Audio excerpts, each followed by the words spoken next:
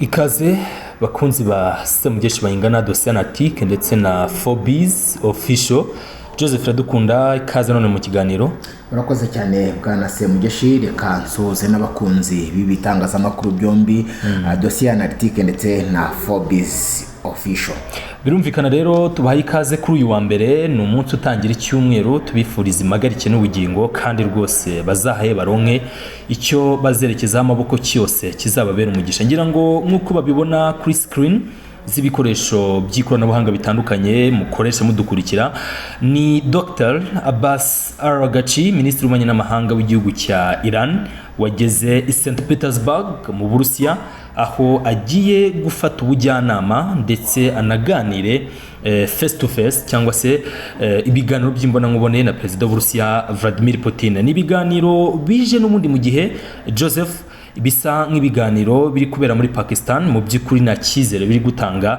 Iyi ntambwe Iran yateye, nahoze mbona uyu mugabo Araghchi bavuga bati ko kuri uri doctor mu by'ukuri biragaragara ko ufite doctora mu bijyanye n'imibanire. Ni intambwe ya Iran wabonye ute? Ni intambwe kandi igiye gusiga iki, cyane ko Uburusiya nyine bwagiye bunavugwa cyane ko buha igihugu cya Iran ubufasha bw'ubutasi. Ni intambwe navuga ko iri buze kuhabwa agaciro cyane cyane ku ruhande rwa Iran. Uyu mugabo Araghchi ageze muri St Petersburg mu gihugu cy'Uburusiya nyuma yo kuva muri Pakistan. Yari yagiyeyo yitabiriye ibiganiro, ariko nkuko mwagiye mubibona ku mbuga nkoranyambaga zitandukanye mu mpera z'iyi weekend, Leta Zunze Ubumwe za Amerika ntabwo zabashije kwitabira bino biganiro. Kuyihe mpamvu? Bavugaga ko igihugu cya Iran gisa naho kikinangiye kucyo Donald Trump ashaka ko baganiraho, ngo nukureka nta yindi nteguza gukomeza gukora ibitwaro bya kirimbuzi. Bitaba ibyo ngibyo ngo nta kintu Leta Zunze Ubumwe za Amerika ziri buze kongera kuvugana na Iran. Nyamara bakavuga ko ngo Iran niramuka yisubiyeho, nabonye Donald Trump yandika ngo impapuro zacu, telefone zacu zimeze neza, ngo zirakora, baduhamagare tujye twabona gusubukura ibiganiro mu gihe babumvise ko bemeye ibyo turi kubasaba. Kugera rero i St Petersburg kwa Araghchi birongera guha icyizere igihugu cya Iran, ariko nanone hagasigara ikibazo gikomeye bwana Semugeshi. Mu by'ukuri urabona Iran iri buze kwemera, Uburusiya buri buze kwemera gufasha igihugu cya Iran. Nibyo ndi kwibaza aka kanya nanjye, nkuko wambaje ngo uru rugendo ndarubona gute. Ni urugendo navuga ko rufite akamaro ku gihugu cya Iran, ariko nanone ruri buze gutuma abantu bongera gutekereza kabiri. Putin uramubona yiyangaja muri iyi ntambara y'igihugu cya Iran na Leta Zunze Ubumwe za Amerika, nubwo bwose Araghchi ubona ko we akomeje ingendo zo kujya kwisabira ubufasha kuwa mwunamura kuri iki gihugu cya Iran. Turebye kuri BRICS News, mbere yuko nkomoza gato ku magambo warutangaje, aha hari inkuru iri kuvuga ko n'ubundi igihugu cya Iran nta kindi cyagiye gukura mu Burusiya. Abantu bari kuyibona. Iran says it now consulting with Russia regarding the war. Nuvuga ngo ikintu cya mbere cy'ingenzi cyajyanye igihugu cya Iran mu Burusiya n'ukuzana n'ukwigira kuri experience y'Abarusiya, ariko kandi n'ubujyanama. Joseph, dusubiye gato kuri Iranian Observer, igitangazamakuru n'ubundi hari inkuru nanone iri munsi abantu bari kubona Iran ndetse na Leta Zunze Ubumwe za Amerika negotiations end, bisa nkaho ibiganiro mu by'ukuri nta cyizere biri gutanga. Aha Iran Observer yari yemeje ko ibiciro ku masoko byahise byongera gutumbagira. Ubwo nivuga ibiciro abantu bahita bumva ibikomoka kuri petrol, ndetse Pakistan yari yatangaje ku munsi w'ejo ko mu by'ukuri n'ubwo imaze iminsi yanyanyaza igerageza gushaka icyizere muri bano baganira, ariko bisa nk'ibyanze Joseph muri rusange. Icyo muri rero n'Uburusiya nabwo butari buze kubura nyine kugira icyo buvuga cyangwa se butanga muri rusange. Reka noneho tugaragarize abadukurikiye andi makuru. Ngira ngo hari umwe mu bagabo basesenguzi bazwi cyane, ngira ngo ni Victor Gao, na professeur yigisha ibijyanye na science politique, ndetse akaba ari n'umwe mu bantu babasesenguzi cyane muri politike mpuzamahanga. Aha yagaragazaga ko hari itandukaniro hagati y'Ubushinwa ndetse na Leta Zunze Ubumwe za Amerika, agaragaza ko akenshi cyangwa se ahanini iyo igihugu cy'Ubushinwa cinjiye cyangwa se kinterveninze mu bibazo bitarajyana n'intambara nk'uko Leta Zunze Ubumwe za Amerika bimera cyangwa se bimeze Joseph, aho tubona ko Amerika ikanagiye hose n'ubundi nta kindi gikurikira uretse intambara. Ni mu gihe n'ubundi hari ibitero bya hato na hato biri kugenda byumvikana mu buryo bugiye butandukanye, ngira ngo turaza kwisunga igitangazamakuru cya Global Surveillance hano naho dukurikirana amakuru ahari mbere ko dukomeza n'iki kiganiro. Amakuru ahari remeza ko n'ubundi yamaze kugera mu Burusiya, ariko bagiye ko baganira iby'ingenzi cyangwa se kuganira kwa Dr. Ragachi na Perezida Vladimir Putin w'Uburusiya, ngo biri buze kwibanda topics likely include the status of negotiation, uvuga ngo iri buganirweho bagiye kuvuga ibyerekeye agahenge cyangwa se iby'ibiganiro birimo agahenge, ceasefire possibilities, hanyuma regional developments bijyanye n'iterambere cyangwa se uguteza imbere akarere k'uburasirazuba bwo hagati, strengthening Iran and Russia strategic partnership in response to recent events, nuvuga ngo hanabeho gukomeza umubano w'Uburusiya n'igihugu cya Iran binagendanye n'ibi bitero Amerika na Israel bagabye mu gihugu cya ikintu navuga ahangaha kuri uru rugendo rwa foreign minister wa Iran Abbas Aragachi, bwana Semugeshi, ikintu mbonamo nk'uko wari umaze kubisobanura,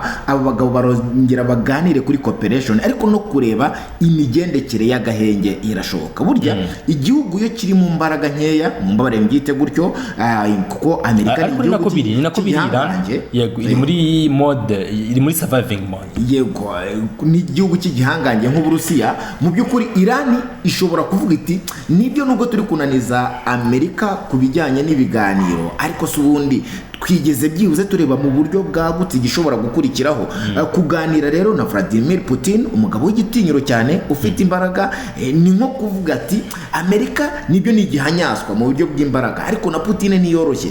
Ese bigenda bite iyo umuntu akomeje kunaniza igihanyaswa nka Leta Zunze Ubumwe za Amerika? Ahangaha rero Aragachi urabona ko yizeye ko Putin inama ari bumugire, niba ari yo kwemera ibiganiro cyangwa se kwemera agahenge ceasefire, mu by'ukuri ashobora kubyemera na atashyize handi mananiza kurenza igitekerezo ndi wese yamuha. Joseph, ni Uburusiya mu mwaka wa 5 binjiyemo bahanganye na OTAN mu ishusho ya Ukraine. Ni Uburusiya ufite experience ibi bihano byinshi byashyizwe kuri Iran, Uburusiya bwabiciyemo. Ngira ngo nanubwo Iran irageza kuri 1/2 cy'ibihano by'ubukungu Uburusiya bwafatiwe, Uburusiya babara ko bumaze gufatirwa ibihano bireje 200,000 n'ubu zirenga hafi 23 mu cyumweru gishize bafatiye ibindi bihano. Nabonaga OTAN ivuga ko igomba bari gupropoza ko hafatwa ibindi bihano bigafatwa iditirwa Uburusiya, amafaranga noneho avuyemo akajya gusana ibyangiritse muri Ukraine, mu gihugu cya Ukraine. Bivuze ngo n'ubundi ni ibihano bikomeje gufatirwa n'Uburusiya. Uburusiya bugihagaze bwuma bose umari nimba ariko nabivuga kandi bikomeje guhangana.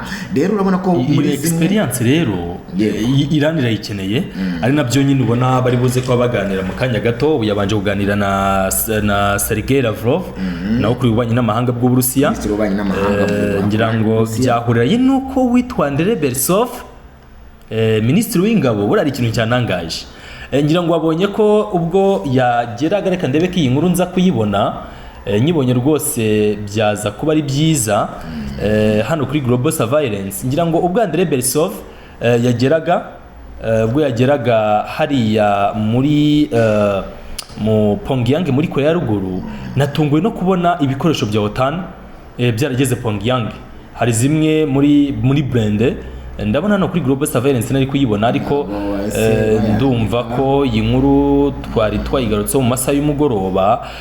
Hagaragara ibikoresho bya OTAN byari biri Pyongyang muri Korea ya Ruguru. So hageze hano mu gihe Uburusiya nabwo bukomeje kwagura umubano na Korea ya Ruguru. Ni ibihugu byombi bibana muri ni ikigo niba ndakita ikigo cya ya cooperation yiswe CRINX, ikiri conspiracy cyangwa se bavuga bati naho ikiri ari ikintu kigihishe, ni ikintu kigihishe badashaka kuvugaho. Yego, ariko iyi CRINX iravugwa ko no bufatanye mu bya gisirikare hagati y'Uburusiya, Ubushinwa, Iran ndetse na Korea y'Amajyaruguru.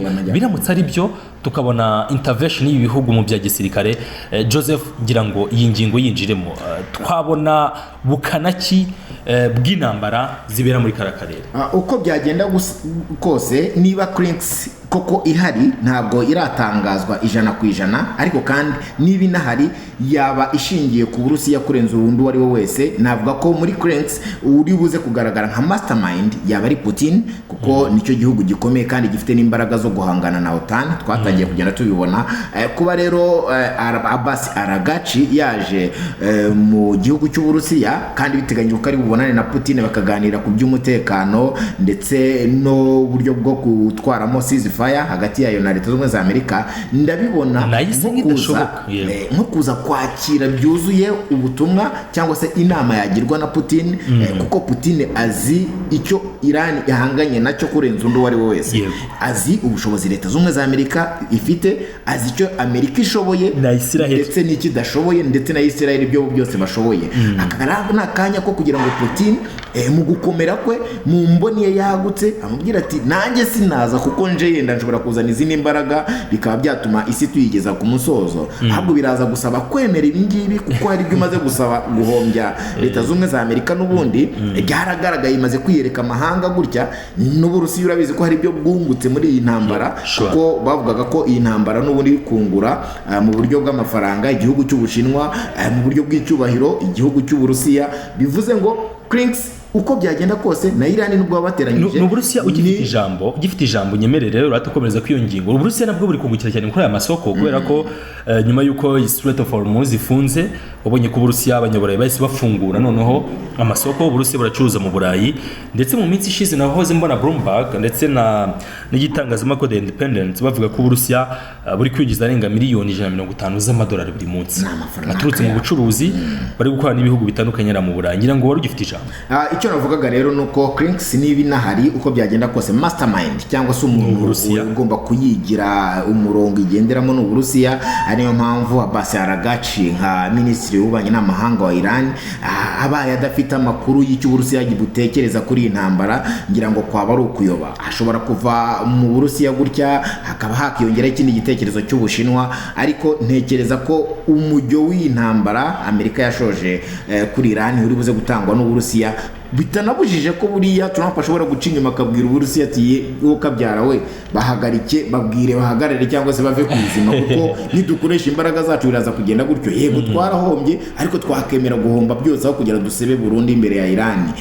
Ndabona rero Aragachi ari buze kuzana igisubizo cyangwa se undi mwanzuro ushobora kuza kujya mu mujyo wo kurangiza ibintu kurenza uko byakomera kurushaho. Ngira ngo hano rero tunyarukiye kuri The Hormuz Strait cyane kizaba ari ingingo tuba turi buze n'ubundi kongera gusubira mu bindi biganiro cyangwa se tunakomozaho. The Hormuz Strait amasoko yegereye nawe ni Dr. Galbafi uyoboye inshingamategeko inteko ishinga amategeko y'igihugu cya Iran. Amasoko amwegereye aremeza ko Amerika iri gufa deja ubundi hari zino ndege za Amerika zishinzwe kuha igitoro izindi ndege z'intambara bazita tanka zitangira mu kirere ziyiha kuri kerosene. Hanyuma rero ngo indege nk'izi zirugaragara ku bwinshi mu bwami bwa Arabia Saudite ndetse no muri Jordani. Igiteye ubwoba rero ngo hari ingabo zo ku butaka ground force ngo zirimo zirashyirwa muri Kuwait. Kuva muri Kuwait ugana muri Iran ntago ari intera nini, nabonye Kuwait uretse wenda aya mazi ya Hormuz yabitandukanye, ariko hari n'agace k'ubutaka buriya aho kiriya kigobe cy'abaperesi gisa nk'igitangira nyine ya Kuwait ahiri, hari igice rwose cy'ubutaka gishobora gutuma ukomereza imbere muri za Iraq witura muri Iran. Uzi ko Kuwait nabonye iri ku mwanya wa 10 mu bihugu bicukura petroli bya mbere ku isi. Kuba Iran nayo iri hari imbere nko ku mwanya wa 6, Iran iri ku mwanya wa 6, biroroshye ko Kuwait arega yanagambanira Iran kugira ngo ubukire bwabo baho. Erega n'ubundi ndetse biri kuvugwa cyane ko urebye bino bihugu byo mu burasirazuba bwo hagati niba hari ikintu byungukiyemo cyane ni ukuba Leta Zunze Ubumwe za Amerika mu by'ukuri zaragabye ibitero muri Iran. Babyungukiyemo ndetse wajya ubona kenshi basaba ko kino gihugu cya Iran rwose cyaraswaho bikomeye cyane. Ibihugu bizunguka cyane nibyo bajye babyisabira, bajye babyisabura. Z'Abarabu nazo zizazamuka byanze bikunze. Ni ukuvuga ngo Iraq nayo iraho hafi kuko ni ibihugu nabyo bivuga ku mwanya wo hejuru, ndetse na za Arabia Saudite. Ikigobe ni isoko. Nibo bacukura za petroli. Nibo bacukura petroli nyinshi. Bivuga ngo rero ukubona uwo muhanga ni isoko yagize ikibazo, byanze bikunze ubukungu bwanyu burongera bukazamuka. burongera bukazamuka. Nibyo twakomozagaho bwo kuva muri Kuwait rwose n'ikigobe kinatangirira muri biriya bice ujya muri Iran n'intera ntoya, bivuze ko izi ngabo za Amerika ziri hariya kubw'impamvu ndetse tujye kuri BRICS News twereka abadukurikiye nyirizina ibijyanye nanone n'iyi muvoma ni muvoma z'indege ziri kugenda ni muvoma z'indege, ngira ngo bari kubibona abadukurikiye ngizo. Iyi muvoma rero y'indege ukurikiye ni flight radar ikunze gushyira hasi ibingibi nayo ifite uburenganzira birumvikana.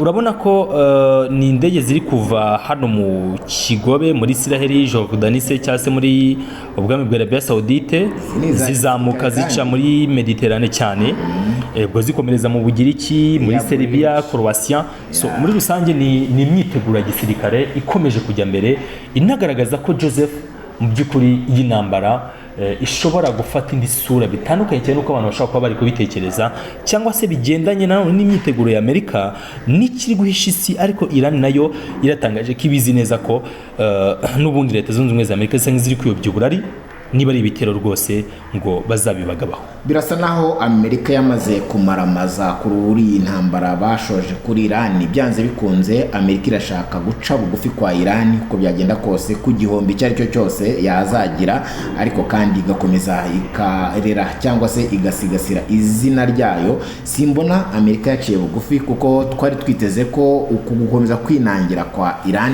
yenda bizatuma Donald Trump aca bugufi, ariko yaba we yaba inteko ishinga amategeko barasa naho bamaze kuvuga rumwe, bashobora kutamwongerera imbaraga zisesuye zo gufata icyemezo kuri Iran, kuko yenda ashobora kugeza ku gukoresha intwaro za kirimbuzi ibyashyira ahabi isi. Ariko kandi banemera ko Amerika igomba kuva muri iyi ntambara yemye byanze bikunze kandi icishije bugufi Iran. Hanagendera ku mateka, icyo amateka avuga bikavuga ko byanze bikunze Uburusiya, Leta Zunze za Amerika ndetse na Israel batazigera bemera na rimwe ko Iran itunga intwaro za kirimbuzi, kandi bikaba bisa naho amateka ari kugenda ashimangiraho ubwo buhanuzi bwakozwe mu myaka ya kera. Icyo Iran rero yakora nta kindi, yego no kwihagararaho no gucisha bugufi Leta Zunze za Amerika, ariko kandi sinyibona yakomeje gukomeza kudevelopa ubu butare bwa Iranium ku kigero cy'uko bakora intwaro za kirimbuzi ngo Amerika na Israel iborohere, cyane cyane ko no mu itegeko nshinga rya Iran harimo ko